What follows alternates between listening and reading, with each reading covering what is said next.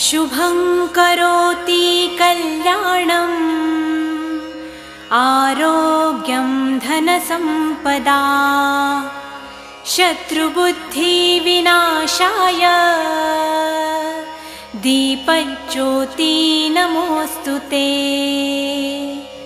दिव्यादिव्यारे दीपत्कार कानी कुण्डलमोतिहार